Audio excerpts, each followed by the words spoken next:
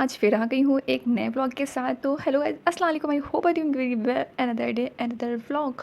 और मैं उम्मीद कर रही हूँ कि आप सब मेरे व्लॉग एंजॉय कर रहे होंगे, क्योंकि ऐसा लग तो नहीं रहा। मेरी ऑडियंस पता नहीं क्यों इतना मुझसे बोर हो रही है। मैं कंटेंट अच्छा लाने की पूरी फुल कोशिश कर रही हूँ और मेरे हिसाब से मैं अच्छा कर रही हूँ, लेकिन मेरी ऑडियंस को क्यों नहीं अच्छा लग रहा। खैर, ये बात बाद में करते हैं और आते हैं बैक टू द टॉपिक पे। तो मैं कर रही थी, यहाँ पे सुबह का टाइम है और मैं नाश्ता बना ली थी। मैंने सब्ज़ी बना के रख दिया था, तो मैं क्या करती हूँ, इधर सब्ज़ी बनी और उसको मैंने खाली कर लिया। फिर आ गई थी मैं रोटियां बनाने के लिए। तो बस फटाफट से सारे जो काम हो रहे थे, क्योंकि क्योंकि आज जो है ना, मेरे घर आने वाले थे कुछ स्पेशल गेस्ट और उनके लिए हम लोगों को स्पेशल प्रिपरेशन करनी थी, क्योंकि खाना वगैरह बनना था। और क्योंकि कहते हैं इस जो मेहमान होते हैं तो अच्छा होता है मेहमानों का आना, और जो स्पेशल मेहमान हो वो आ रहे हों तो फिर कहते नहीं है चार चांद लग जाना।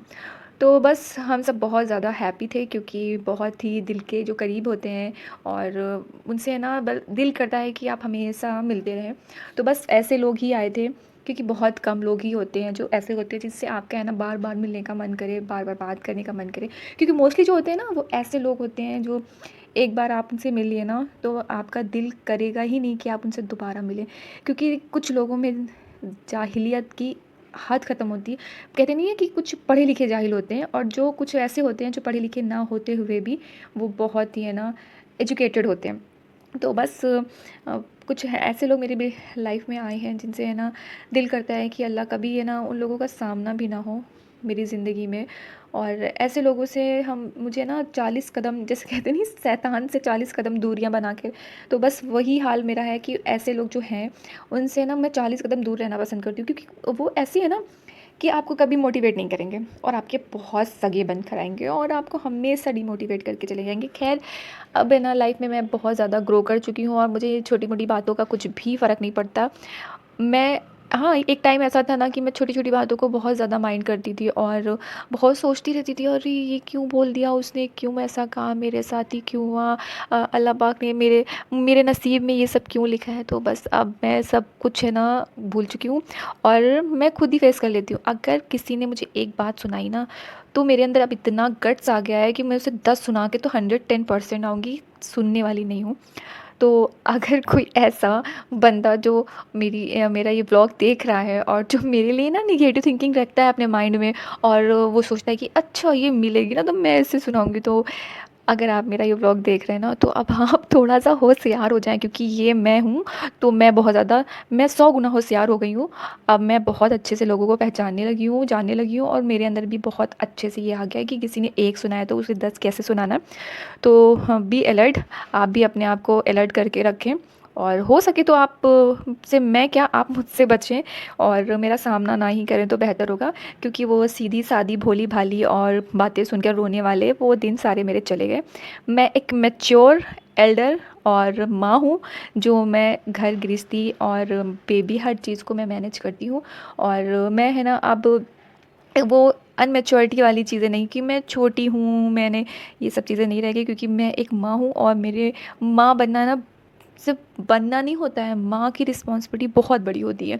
तो माँ बनने के साथ साथ आपको बहुत ज़्यादा स्ट्रॉन्ग बनना पड़ता है, क्योंकि एक बच्चे की परवरिश करना, उसे संभालना, तो आप खुद ही वीक होंगी तो आप बच्चे को कैसे संभालेंगी, कैसे उसे ना स्ट्रॉन्ग बनाएंगी।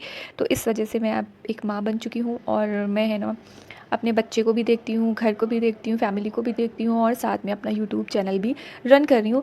इंशाल्लाह अगर कामयाबी मिली तो वेल एंड गुड, और नहीं मिली तो देखते हैं क्या होता है। कहते हैं ना जो भी होता है वो आपकी बेहतरी के लिए ही होता है। तो मैं इतना ज़्यादा कभी कभी होती हूँ, मैं डिमोटिवेट हो जाती हूँ, मैं भी इंसान ही हूँ ना। तो फ़िलहाल अभी आते हैं, यहाँ पे अम्मी लेकर आई थी हम सब के लिए आइसक्रीम, तो हम सब ने वो इन्जॉय किया। हाँ, तो आते हैं टॉपिक पे कि मैं भी कभी कभी डिमोटिवेट हो जाती हूँ, क्योंकि मैं भी इंसान हूँ। मुझे भी हर्ट होता है कि मैं डबल डबल मेहनत करती हूँ और मुझे रिस्पॉन्स कुछ भी नहीं मिलता है। लेकिन फिर मैं खुद को समझाती हूँ, यार इतना ज़्यादा अगर मैं इसी में पड़ गई ना, सोचती रही तो जो अगर होना होगा मेरे हक़ में बेहतर होगा वो हो जाएगा। मैं कोशिश कर रही हूँ, मैं ट्राई कर रही हूँ, मैं अपना 100% दे रही हूँ। अगर अल्लाह की मर्ज़ी होगी तो मुझे कामयाबी इसमें मिलेगी, और नहीं मर्ज़ी होगी तो कुछ दिन और ट्राई करती हूँ। उसके बाद मैं आप सब से दूर चली जाऊँगी, क्योंकि आप सब तो मुझे पसंद नहीं कर रहे हैं ना। तो फिर कुछ दिन और मैं ट्राई करती हूँ कि अगर हो सकता है कि कुछ ऐसे सब्सक्राइबर हैं जो चाहते हैं कि मैं अपने डेली व्लॉग लेकर आऊँ और डेली रूटीन दिखाऊँ, कुछ ऐसे टिप्स एंड ट्रिक्स उनके साथ शेयर करूँ जिससे वो भी कुछ सीख सकें। तो आप लोग अगर चाहते हैं तो बस मुझे सपोर्ट करते रहें, और नहीं चाहते हैं तो बस कुछ दिन मैं और ट्राई करती हूँ, फिर उसके बाद टाटा बाय बाय हो जाएगा। खैर आते हैं, अभी मैं बनाने जा रही थी खीर।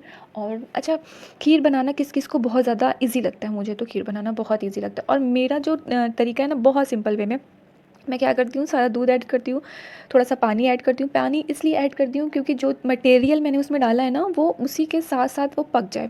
तो इस वजह से मैं उसमें है ना, दूध ऐड करके, पानी ऐड करके, और मैंने थोड़े से जो चावल थे उनको पीस के रख लिया था, थोड़ा सा साबूदाना था, मैंने उसको भिगो कर रख दिया था। उसके बाद मैंने इसमें चीनी वगैरह डाल के उसके बाद उसको चलाते रहते हैं, क्योंकि चावल और जो साबूदाना है ना, वो इकट्ठे ना हो जाए, इसके लिए थोड़ा सा चलाना पड़ता है आपको। और फिर मैंने इसमें जब एक है ना बॉईल आ गया था, तो मैंने उसमें ड्राई फ्रूट्स वगैरह डाल दिए थे।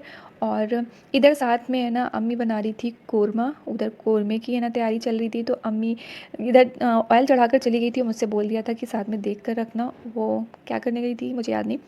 और मेरी ये इधर खीर भी बन के तैयार हो रही थी। फिर साथ में टाइम हो गया था ज़ोहर की नमाज़ का, तो मैं गई, मैंने सोचा कि साथ में फटाफट से नमाज़ पढ़ के आते हैं उतनी देर, क्योंकि ये अच्छे से बॉयल हो गया था और जलने का भी कुछ नहीं था। उधर अम्मी नमाज़ पढ़ चुकी थी, अम्मी से मैंने बोल दिया था कि आप साथ में मेरी खीर को भी देख के रहें। और मैं जब तक नमाज़ पढ़ रही थी, मैंने फटाफट इधर अपनी नमाज़ मुकम्मल की और फिर आ गई थी अपने खीर को देखने के लिए। और वाकई में बहुत टेस्टी बनी थी, बहुत यम बनी थी। तो बहुत सिंपल सी इजी पीजी सी रेसिपी है, ज़्यादा कुछ भी तामझाम नहीं करना है, बस फटाफट एक साथ सब कुछ डाल के आपको चलाते रहना है। और हाँ, बस ये है कि आपका जो गैस है ना, वो ज़्यादा खर्च होगा, क्योंकि आपको उसमें टाइम देना, जितने अच्छे से वो पकेगा ना, उतनी अच्छी और उतनी क्या बोलते हैं उसको, सूंधापन उसमें आएगा।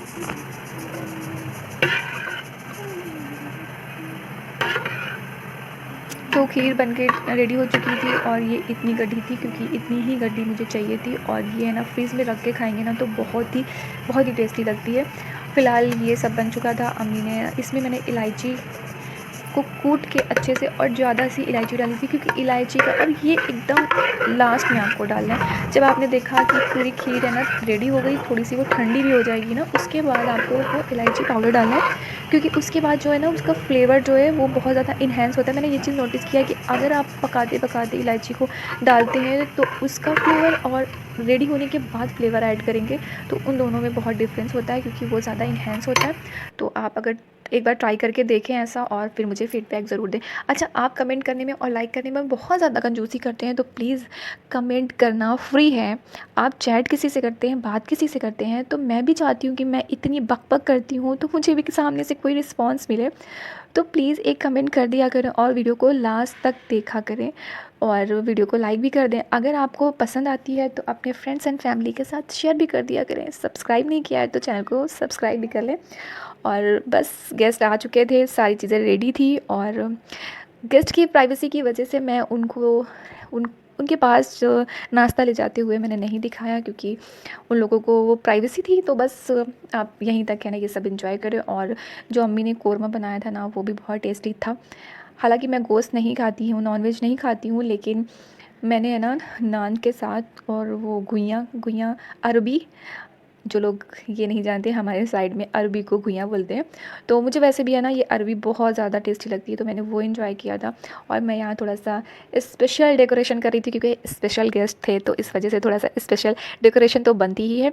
तो बस मैंने गेस्ट को है ना, तो नाश्ता पानी दिया, फिर खाना वाना हुआ, और फिर खीर वीर खाकर थोड़ी बहुत गपशप हुई, और वो सारे लोग चले गए। और ऐसे लोग जो मिलते हैं ना, ज़िंदगी बहुत अच्छी लगती है, क्योंकि पॉजिटिव लोगों के इन्वायरमेंट में आपकी लाइफ भी पॉजिटिव हो जाती है। तो आप भी ट्राई करें कि आप ऐसे लोगों से अपने आप को दूर रखें, जो कि निगेटिविटी फैलाते हैं, जो कि आपको डीमोटिवेट करते हैं। आप ऐसे लोगों के साथ रहें जो पॉजिटिविटी फैलाते हैं, आपको पॉजिटिव चीज़ें बताते हैं। और हाँ, एक चीज़ और ये याद रखें कि बड़ा छोटा अमीर गरीब ये कुछ भी नहीं होता है। आपके पास जितना है आप उसी में खुश रहें, और अगर आपको अल्लाह ने बहुत ज़्यादा नवाज़ा है, तो उसको भी आप ज़्यादा है ना किसी के सामने शो ऑफ़ नहीं करें। अगर शो ऑफ़ का मतलब ये होता है कि आप उसको शर्मिंदा ना करें, क्योंकि अगर आपको पता है कि सामने वाले के पास इतना नहीं है, तो आप उसको ना जताएँ, ना बताएँ कि नहीं मेरे पास तो ये है, मैं ये खाती हूँ, ये पहनती हूँ, ये लगाती हूँ। इससे क्या होता है, देखो नज़र हसद तो अलग की बात हो गई, लेकिन वो सामने वाला इंसान जिसके पास नहीं होता है वो हर्ट भी हो जाता है। मिलते हैं हम आपसे नेक्स्ट वीडियो में, जब तक के लिए अल्लाह हाफ़िज़।